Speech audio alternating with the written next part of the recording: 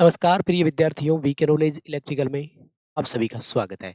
आज का वीडियो बड़ा खास है, सभी के लिए है, उन बच्चों के लिए भी जो इस राजस्थान विद्युत विभाग की टेक्नीशियन वाली भर्ती के बारे में पूरी तरह से अवेयर है, एक एक पॉइंट टू पॉइंट उनको पता है।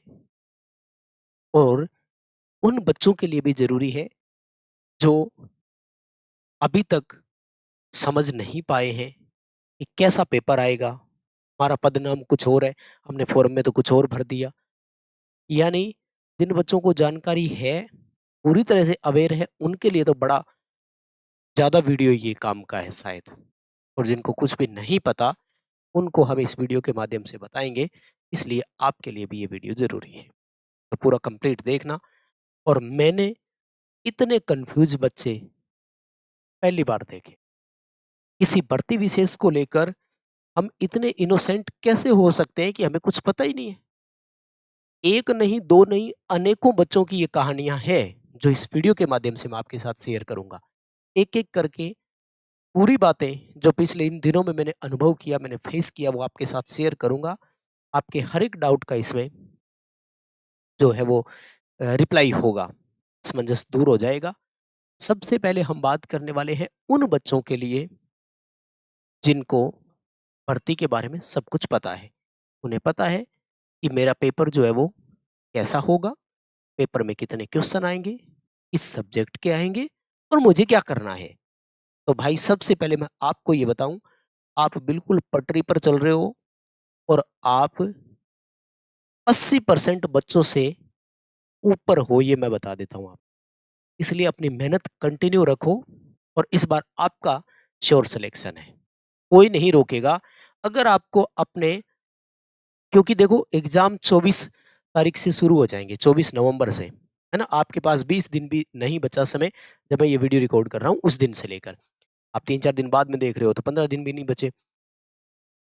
और इन 20 दिनों की कंडीशन में बहुत सारे बच्चे ऐसे हैं जिनको अभी तक यही नहीं पता कि मेरे पेपर में क्वेश्चन कहाँ से आएंगे। तो भाई आपको अगर पता है सब, तो आप बिल्कुल सटीक लाइन पे चल रहे हो। अब इस वीडियो को बंद करो और जाओ अपनी तैयारी करो। मेरी शुभकामनाएं आपके साथ है, क्योंकि अब मैं जो बात कर रहा हूँ वो उन मासूम बच्चों के लिए है जो इतने इनोसेंट है, उनको यही नहीं पता कि मेरे जो 50 क्वेश्चन टेक्निकल के आएंगे, क्या वो सभी ट्रेड के मिक्स पर्सन आएंगे। मतलब उसमें कोपा के भी आएंगे, इलेक्ट्रॉनिक्स के भी आएंगे, इलेक्ट्रिशियन के भी होंगे, फीटर के भी होंगे। मैं क्या क्या पढ़ूं, इतना बड़ा सिलेबस आ गया। बहुत सारे बच्चों को यही नहीं पता कि 5 विकल्प मिलेंगे परी के एग्जाम में, तो हमें उस 5वें ऑप्शन का क्या करना है, पांचों ऑप्शन कैसे भरना है। शायद जो इलेक्ट्रिशियन ट्रेड से जो बच्चे हैं ना, वो अगर इस तरह की बातें करें तो यार थोड़ा सा सेट बैठता नहीं है। क्योंकि इलेक्ट्रिशियन के पुराने पेपर हमने आपको उपलब्ध करा रखे हैं, आप उनको पढ़िए, समझ में आ जाएगा क्या होता है। आइए मैं आपको बताता हूँ। बहुत सारे बच्चे ऐसे जो बातें करते हैं ना, उनको भर्ती का ओवरव्यू नहीं पता होता, वो पद नाम और ग्रुप में कंफ्यूज हो जाते हैं। भाई ग्रुप में बांटना उत्पादन निगम की मजबूरी है, क्योंकि यहाँ पर टोटल 8 ट्रेड को लिया गया है। अब बच्चे ग्रुप थर्ड को और टेक्नीशियन थर्ड पोस्ट को एक जैसा मान लेते हैं। तो सबसे पहले मैं बताता हूँ, आप सुनिएगा ध्यान से। 2 डिपार्टमेंट में भर्ती है, एक राजस्थान विद्युत उत्पादन निगम में और एक को मान लीजिएगा विद्युत वितरण निगम में। अब वितरण निगम की 3 कंपनियां हैं, जयपुर, जोधपुर और अजमेर। ठीक है ना, ध्यान से सुनना मेरी बात को। देखो इन वितरण वाली जो ट्रेड है ना, सॉरी जो भर्ती है, इसमें तो इलेक्ट्रिशियन वाले ही एलिजिबल है। मतलब इलेक्ट्रिशियन, वायरमैन, ये वो। ठीक है, ध्यान से सुनना। लेकिन उत्पादन निगम में 8 ट्रेड को मौका मिला हुआ है। 8 क्या, 9-10 ही मान लो। Fitter, welder, electronics, COPA, turbine operator, boiler attendant, electrician, wireman. तो यहाँ पर ग्रुप में बांटा गया। लेकिन सुनना ध्यान से मेरी बात को, वितरण की तीनों कंपनियों में से कहीं भी आपका सिलेक्शन हो जाए, आपके पद का जो नाम है ना, वो है टेक्नीशियन थर्ड। क्या नाम है? Technician third. अब ग्रुप ग्रुप से कोई लेना देना नहीं है आपको। पता मतलब मैं कल से क्या, मतलब पिछले कुछ दिनों से इतना हैरान हूं कि बच्चे अभी तक समझ ही नहीं पाए। अरे भाई आपके पद का नाम टेक्नीशियन थर्ड है। अब सुनना ध्यान से, उत्पादन निगम में क्या है? उत्पादन निगम में पद नाम एक नहीं तीन है। तीनों का ग्रेड पे सेम है, जॉब प्रोफाइल सेम है, वर्क नेचर बिल्कुल सेम है। लेकिन यहाँ पर जो पद का नाम है ना, वो प्लांट के अकॉर्डिंग होता है भाई, प्लांट वाइज नाम देते हैं। तो यहाँ पर जैसे किसी का कोटा में पोस्टिंग हो जाएगी, सूरतगढ़ थर्मल में पोस्टिंग हो जाएगी, छबड़ा में पोस्टिंग हो जाएगी, तो यहाँ पर पद का नाम रखते हैं टेक्नीशियन थर्ड। लेकिन अगर किसी का हाइडल पे पोस्टिंग हो जाती है, जैसे बांसवाड़ा हाइडल है, करियन, लखवाड़ी, बीकानेर, जितने भी है, पन बिजली घर, माही बजाज सागर, राणा बजाज सागर, तो वहां पर आपका नाम होता है हाइडल ऑपरेटर थर्ड। कोई फर्क नहीं है, वो पानी से बिजली बनती है इसलिए हाइडल ऑपरेटर कर दिया, क्या फर्क पड़ गया। और अगर किसी का झालावाड़ में पोस्टिंग हो जाती है तो वहां पर पोस्ट का नाम है प्लांट अटेंडेंट। कोई फर्क नहीं पड़ेगा इन चीजों से, नाम अलग अलग है, काम सेम है, वेतन सेम है, सारे नियम टर्म कंडीशन रूल रेगुलेशन सारे सेम है। इवन वितरण हो या उत्पादन, सैलरी और सब सेम है। ठीक है, ध्यान से सुनना मेरी बात को। अब बच्चे कंफ्यूज कहाँ हो रहे हैं तो मैं बताता हूँ। उत्पादन निगम जो है ना, यहाँ पर वैकेंसी को 4 ग्रुप में बांटा है। Group first, group second, group third और ग्रुप 4। ठीक है, इसमें आता है इलेक्ट्रिशियन, वायरमैन, स्विच बोर्ड, ये वो। इसमें आता है कोपा और इलेक्ट्रॉनिक्स। इसमें आता है आपका बॉयलर अटेंडेंट और टरबाइन। इसमें आते हैं आपके फीटर और वेल्डर। क्लियर यहां तक सबका? अब क्या हो गया गुरुजी? अब भाई कंफ्यूज ये हो गए बच्चे कि जो आपका प्री एग्जाम होगा ना, इस प्री एग्जाम में 50 क्वेश्चन रहेंगे टेक्निकल के। ठीक है, 50 क्वेश्चन नॉन टेक के होंगे, 50 टेक्निकल के होंगे। तो बच्चे ये सोच रहे हैं कि ये जो टेक्निकल के क्वेश्चन है ना, ये सभी ट्रेड के आएंगे। इसके आएंगे सभी ट्रेड के। अरे नहीं, ग्रुप फर्स्ट का इलेक्ट्रिशियन का पेपर अलग होगा। हो सकता है एक ही दिन पेपर हो, लेकिन इलेक्ट्रिशियन वालों को इलेक्ट्रिशियन, ग्रुप सेकंड वालों को जो 50 क्वेश्चन मिलेंगे ना, उसमें 2 ट्रेडों के ही क्वेश्चन रहेंगे भाई। ऑफिशियल वेबसाइट पर ऑफिशियल सिलेबस जारी कर रखा है डिपार्टमेंट ने। क्या आपने वो नहीं पढ़ा? मैंने डाला था खुद टेलीग्राम पर। क्या आपने टेलीग्राम से नहीं लिया उसको?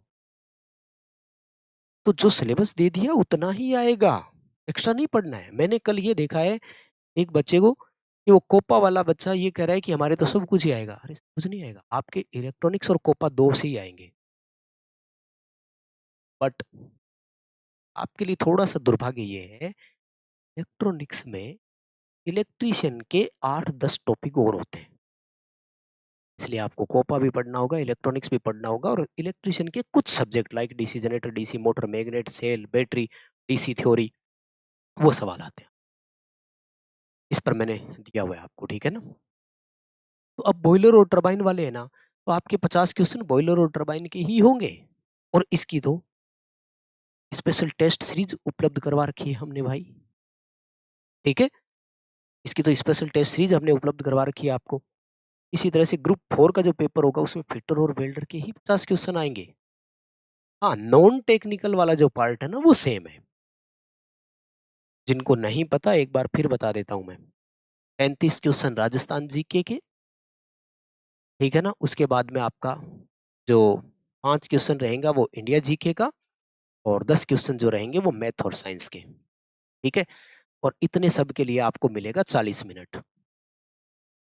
50 क्वेश्चन रहेंगे आपके टेक्निकल के। टेक्निकल मतलब आपकी ट्रेड से रिलेटेड जो जो आपके ग्रुप में शामिल की गई है। फॉर एग्जाम्पल ग्रुप सेकंड में कोपा और इलेक्ट्रॉनिक्स, तो उन दोनों के कितने आएंगे ये फिक्स नहीं है। मतलब ये नहीं है कि 25-25 क्वेश्चन दोनों के आ जाए ना, वो कितना ही डाल सकता है, डिपार्टमेंट पे डिपेंड। समझ गए? अब बच्चे कंफ्यूज हो रहे हैं कि मैंने तो फॉर्म पता नहीं किससे भरा था और पता नहीं क्या था। सुनना ध्यान से, आपका पद नाम टेक्नीशियन थर्ड लिखा हुआ होगा, ट्रेड स्पष्ट लिखी हुई होगी, ट्रेड देखना है आपको। अब अगर आपने ट्रेड इलेक्ट्रीशियन भर रखी है तो भाई ग्रुप फर्स्ट में हो और इलेक्ट्रीशियन के ही आएंगे। टेक्नीशियन थर्ड, ट्रेड लिख दिया कोपा, तो फिर ग्रुप सेकंड में चले गए हो आप। अब आपके कोपा और इलेक्ट्रॉनिक्स के आएंगे। टेक्नीशियन थर्ड, ट्रेड भर दी फीटर, तो भाई ग्रुप फोर में चले गए हो आप, और आपका फिटर और वेल्डर के क्वेश्चन आएंगे। कहीं कोई कंफ्यूजन नहीं थी। अब मैं आता हूं एग्जाम डेट को लेकर। बहुत सारे बच्चे ये कह रहे हैं कि ये एग्जाम डेट तो केवल इलेक्ट्रीशियन वालों की है।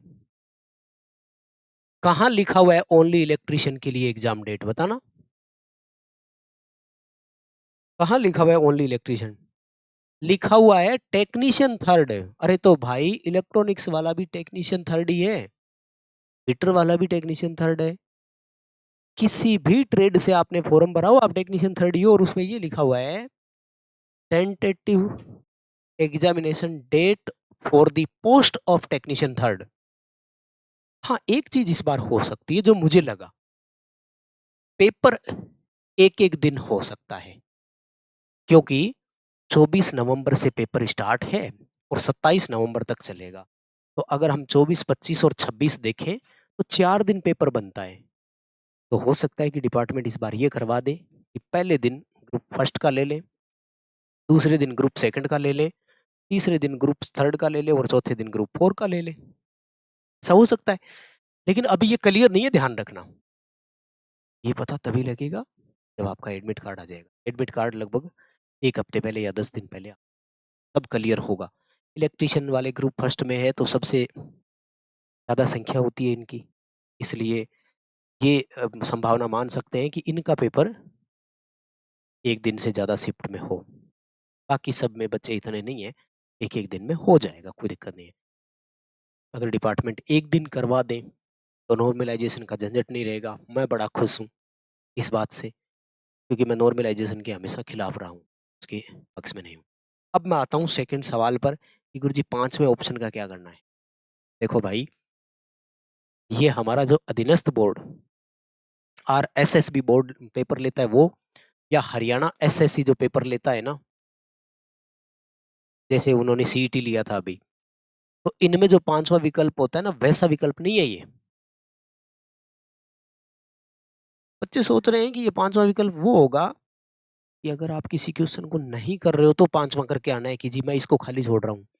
भाई ये जो लोग पेपर देते हैं ना, ये पांचवें ऑप्शन को ऑप्शन के रूप में देते हैं नॉट अटेम्प्टेड, कि भाई मैं इस क्वेश्चन को अटेम्प्ट नहीं कर रहा हूँ। ये उनकी बाउंडेशन है कि आप पेपर को खाली नहीं छोड़ सकते। लेकिन आपका जो पांचवा विकल्प है ना, उस पांचवें विकल्प में आंसर भी हो सकता है। आपके लिए पांचवा विकल्प वैसा ही है जैसे बाकी चारों और विकल्प है। जैसे मैं एक एग्जांपल छोटा सा इलेक्ट्रिशियन वालों को दे देता हूँ। आपसे पूछा जा सकता है कि एम्पीयर किसकी इकाई है, और अब ऑप्शन देगा। ए में लिखेगा करंट, बी में लिखेगा EMF, सी में लिखेगा प्रतिरोध, डी में लिखेगा शक्ति, और ई में लिखेगा ऊर्जा। ऐसे लिखेगा। तो अब ए ऑप्शन सही हो गया। लेकिन वो गड़बड़ ये भी कर सकता है कि ए ऑप्शन में वो लिख देगा ऊर्जा, और ई ऑप्शन में लिख देगा करंट। तो अब आपका ई ऑप्शन सही होगा। आपके ई विकल्प में भी वैसा ही सही उत्तर होने की संभावना है जैसा बाकी विकल्प का है। ई विकल्प इसलिए नहीं है कि कोई क्वेश्चन खाली छोड़ रहे हो तो उसको भर के आना है, नहीं। ई विकल्प भी उतना ही मजबूत और सॉलिड है जितना बाकी है, काम का है ये विकल्प। एक उत्तर के 5 ऑप्शन मिलेंगे, तो आराम से सेलेक्ट करना है। ठीक है, नेगेटिव मार्किंग है नहीं, ये ध्यान रखना, पेपर छोड़ करके नहीं आना। बाकी और कोई जानकारी नहीं है, डिटेल इतनी ही थी भाई। मैंने तो बहुत बड़ा कंफ्यूजन देखा है। अब टाइम बचा है कम, सिलेबस है बहुत ज़्यादा, उनको यही नहीं पता कि पेपर में क्वेश्चन आएंगे कैसे, तो वो क्या पढ़ेंगे। दोबारा सुन लो, क्लियरली सुन लो। आपके पद का नाम टेक्नीशियन थर्ड है, group first second third four आपकी ट्रेड से डिपेंड करता है। कल एक बच्चा वो फॉर्म भेज रहा है मुझे, फॉर्म में क्लियरली लिख रखा है इलेक्ट्रिशियन ट्रेड, फिर पूछ रहा है मेरे टरबाइन का पेपर आएगा क्या, मैं ग्रुप 3 में हूँ क्या? दिमाग खराब है अपना? नहीं, ऐसा नहीं है। ठीक है, ट्रेड क्लियरली देखो, ग्रुप देखो और उसके बाद में और सबका है। बहुत धन्यवाद, शुक्रिया, थैंक यू वेरी मच।